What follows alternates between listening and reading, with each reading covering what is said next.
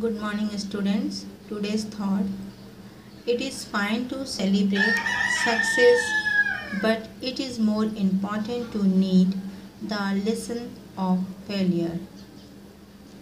इसका अर्थ है सफलता की खुशी मनाना अच्छा है, पर उससे ज़रूरी है अपनी असफलता से सीख लेना। कहने का तात्पर्य यह है बच्चों कि जब हम किसी कार्य को बार बार करते हुए उस कार्य में सफलता प्राप्त करते हैं और हमें सफलता मिलती है, उस कार्य को जब हम पूर्ण करते हैं तो हमें सफलता मिलती है, तो हम अपने पाए हुए असफल पलों को भूल जाते हैं या भूल जाते हैं कि हम लोग कितनी बार उस कार्य को करके असफल हुए थे, तब हमें जाकर के यह सफलता प्राप्त हुई है। इसलिए हमें उन पलों को भी याद करना चाहिए कि जब हम उस कार्य में असफल हुए थे। तो सफलता की खुशी मनाना अच्छी बात है, लेकिन एक बार अपने असफल पलों को भी याद करना चाहिए। उससे भी हमें सीख लेनी चाहिए कि हम असफल पहले उस कार्य में असफल हुए थे, अब हमें उसमें सफलता मिली है। ओके, आज का कोड है MPS 56। आज हम पढ़ेंगे हिंदी सेकंड में चैप्टर 8। इसके पहले हमने चैप्टर 7 पढ़ा था कारक के विषय में।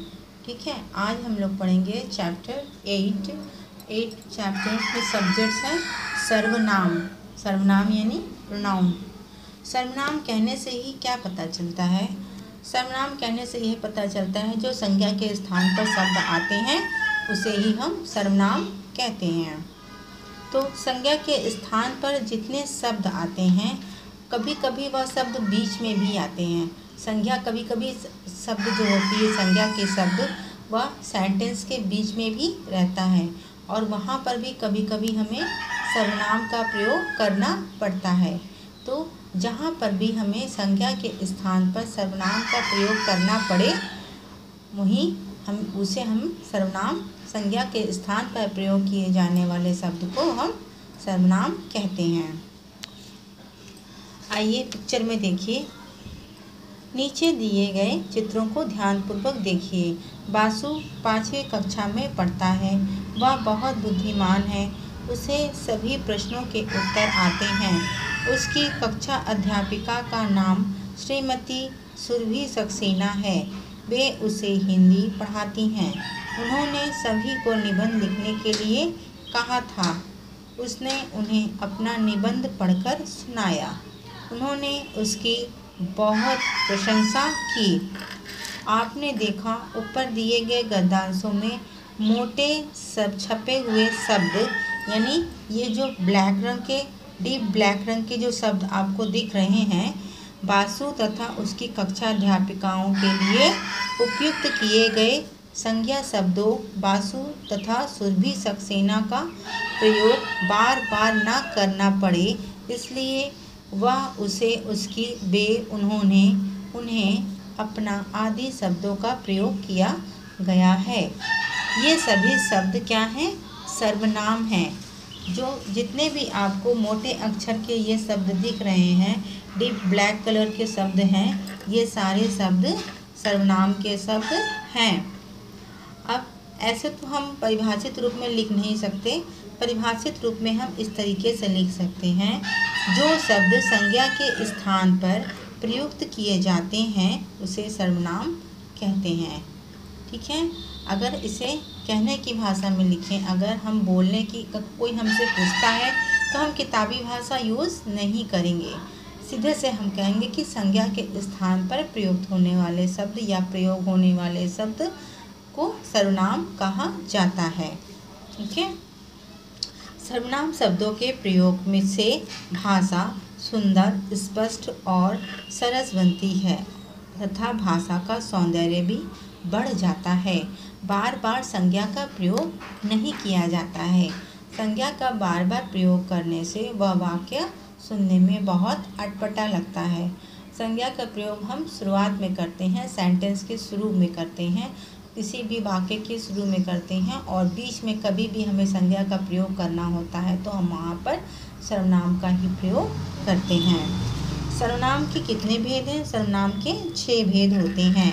ये देखिए चार्ट के अनुसार यहाँ पर आपको दिखाया गया है। पुरुषवाचक, प्रश्नवाचक, निश्चयवाचक, संबंधवाचक, अनिश्चयवाचक और निजवाचक। पहला क्या है? पुरुषवाचक। जिन सर्वनाम शब्दों का प्रयोग बोलने वाले, सुनने वाले और अन्य व्यक्ति के लिए किया जाता है वे पुरुषवाचक सर्वनाम कहलाते हैं।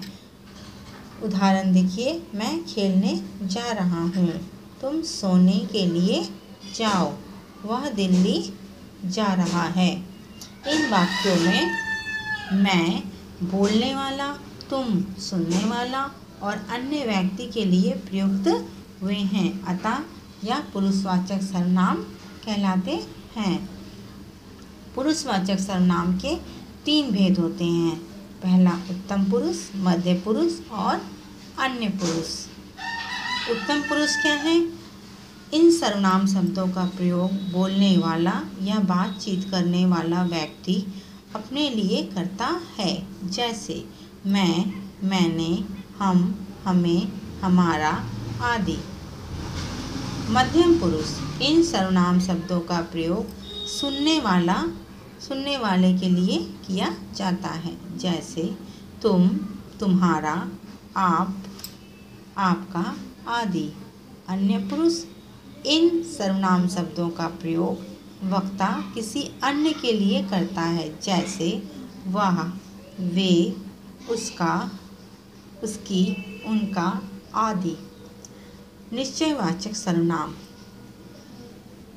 जिन सर्वनाम का प्रयोग किसी निश्चित व्यक्ति या वस्तु के लिए किया जाता है वे निश्चयवाचक सर्वनाम कहलाते हैं, जैसे यह बल्ला अमन का है, यह अमन का भाई है।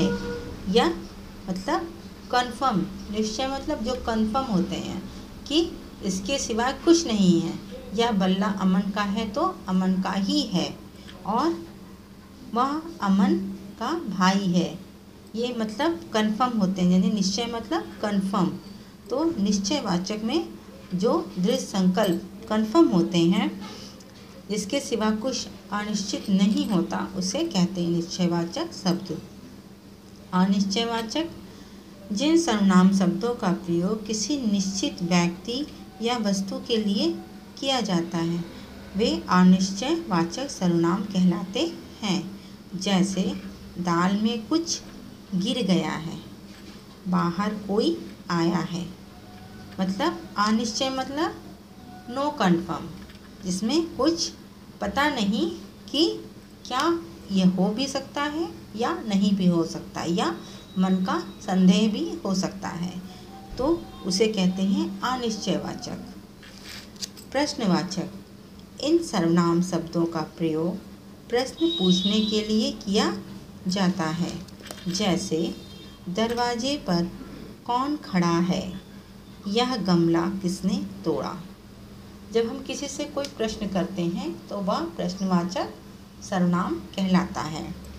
संबंधवाचक सर्वनाम यह सर्वनाम शब्दों का प्रयोग वाक्य के लिए तथा अन्य संज्ञा या सर्वनाम शब्दों के संबंध बताने के लिए किया जाता है, जैसे जैसी करनी वैसी भरनी, जिसकी लाठी उसकी भैंस। यह क्या कर रहा है? आपस में संबंध स्थापित कर रहा है कि इसमें और इसमें क्या संबंध है। आपस में संबंध स्थापित जिसमें होता है वो संबंधवाचक सर्वनाम कहलाते हैं। निजवाचक सर्वनाम इन सर्वनाम शब्दों का प्रयोग वक्ता अपने लिए करता है, जैसे बच्चा अपने आप सीढ़ियाँ चढ़ गया, मैंने अपना गृह कार्य स्वयं किया। निज माने अपना, अपने लिए। जो कार्य अपने लिए होता है वह निजवाचक सर्वनाम कहलाता है। जिस तरह हम लोगों ने वचन में पढ़ा था एक वचन बहुवचन, उसी प्रकार सर्वनाम में भी एक वचन और बहुवचन के शब्द होते हैं। उसी तरह ये देखिए एक वचन के शब्द हैं और इन्हीं को बहुवचन में प्रयोग किया गया है। मैं को एक वचन में हम कहेंगे। तुम, आप, यह, ये, वह, वे, इसे, इन्हें, मुझे, हमें, तुम्हें, आपको, उसने, उन्होंने, इसने, इन्होंने, उसे, उन्हें।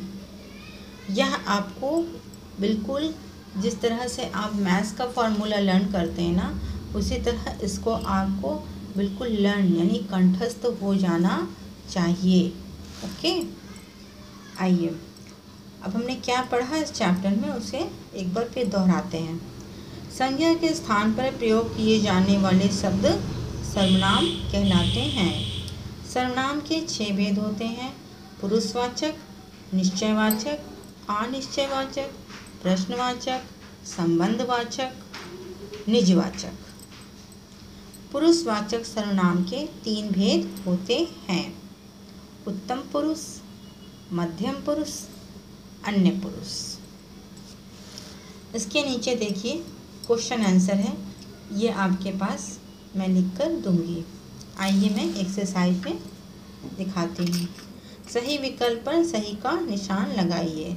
सर्वनाम शब्दों का प्रयोग किसके स्थान पर किया जाता है? संज्ञा के, वचन के, व्यंजन के, विशेषण के। संज्ञा के स्थान पर। ओके, इनमें से कौन सा पुरुषवाचक सर्वनाम का भेद नहीं है? उत्तम पुरुष, मध्यम पुरुष, निश्चयवाचक, अन्य पुरुष।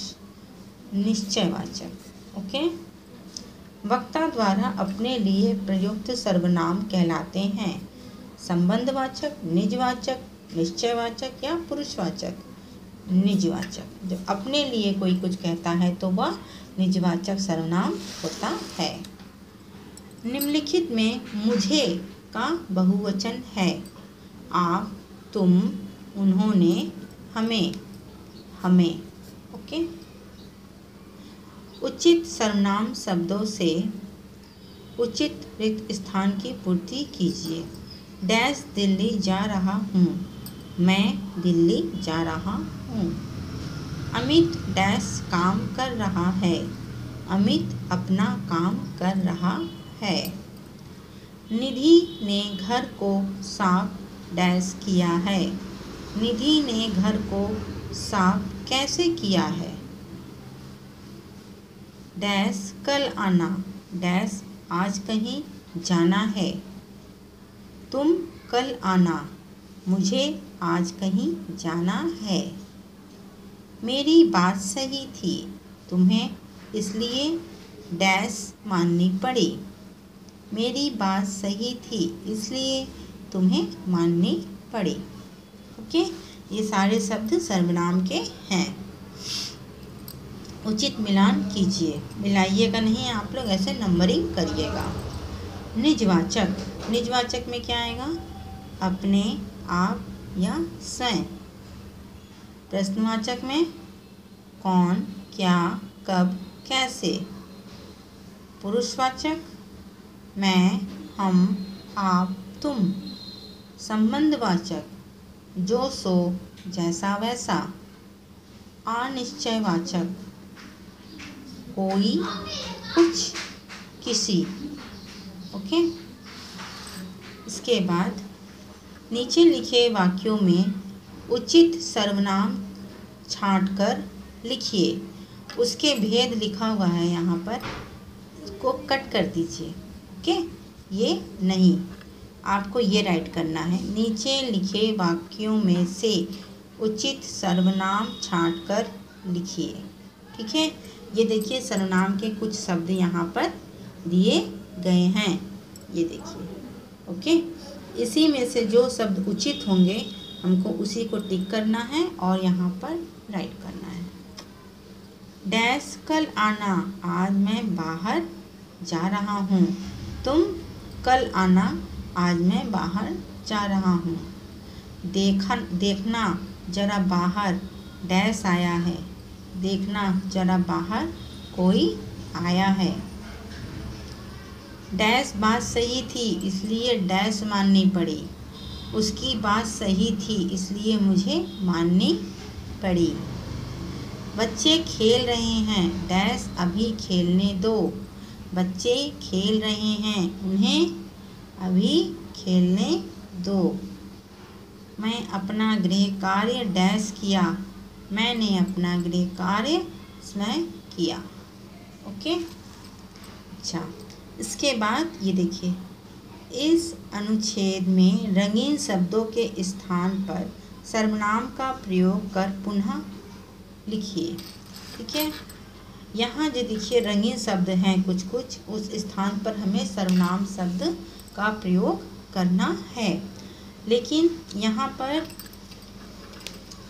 इस जगह में ये देखिए, यहाँ पर ये रंगीन शब्द नहीं है। ठीक है, यहाँ पर रंगीन शब्द नहीं, ये ब्लैक पेन से ही लिखिएगा।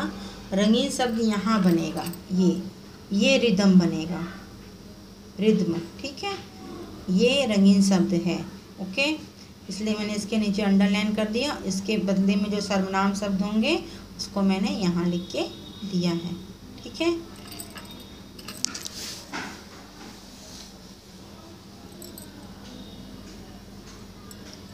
गौरव ने गौरव के मित्रों रामी, राखी और रिदम को पार्टी में बुलाया। इस जगह में आपको लिखना है गौरव ने अपने, इस गौरव के बदले क्या आएगा, अपने मित्रों को रामी को पार्टी में बुलाया है। रॉकी के साथ रॉकी का भाई भी आया है। रॉकी के साथ उसका भाई, इस रॉकी के साथ में जगह में उसका भाई, ये ब्लैक पेन से रहेगा आपके। रिदम पार्टी से रिदम के मामा के घर जाएगा। रिदम पार्टी से उसके मामा के घर जाएगा। उसके भी लिख सकते हैं और अपने भी लिख सकते हैं। ठीक है, अपने मामा के घर जाएगा। रामी ने बताया रामी घर में दादा दादी के पास रहता है। रामी ने बताया रामी यानी वह, रामी की जगह वह घर में दादा दादी के पास रहता है। गौरव तथा गौरव की माँ ने सबको मिठाई और कोल्ड ड्रिंक दी। गौरव की जगह क्या लगेगा, उसकी गौरव तथा उसकी माँ ने सबको मिठाई और कोल्ड ड्रिंक दी। गौरव तथा गौरव के मित्रों ने पार्टी का जश्न मनाया। गौरव तथा उसके मित्रों ने पार्टी का जश्न मनाया। ओके, मैंने इन रंगीन शब्दों की जगह सर्वनाम शब्द का लिख दिया है। इसी को देख करके आप यहाँ राइट करेंगे। ओके, इसके बाद ये काम आप कॉपी में भी करेंगे। ठीक, आपको कॉपी में क्या क्या करना है उसे देखिए। ये का नंबर, खा नंबर, गा नंबर, घा नंबर और ये वाला का नंबर भी। ठीक है, ये सारे चीज़ आप कॉपी में करेंगे। इसके अलावा क्वेश्चन आंसर मैं जब आप लोग को लिख के दे रही हूँ तब आप लोग उसको राइट कीजिएगा। ठीक है ना, क्वेश्चन ये सारे एक्सरसाइज कॉपी में होने चाहिए और ये एक्सरसाइज बुक में भी होना चाहिए और कॉपी में भी होना चाहिए। ठीक है, पहले आप इसको बुक में राइट कर लेंगे, फिर इसको कॉपी में भी राइट करेंगे। बुक में भी इसी दोनों तरीके से राइट करेंगे। जो रंगीन शब्द हैं उसमें ऐसे गोला बना करके उसमें हल्का सा कलर कर दीजिएगा, वो रंगीन हो जाएगा।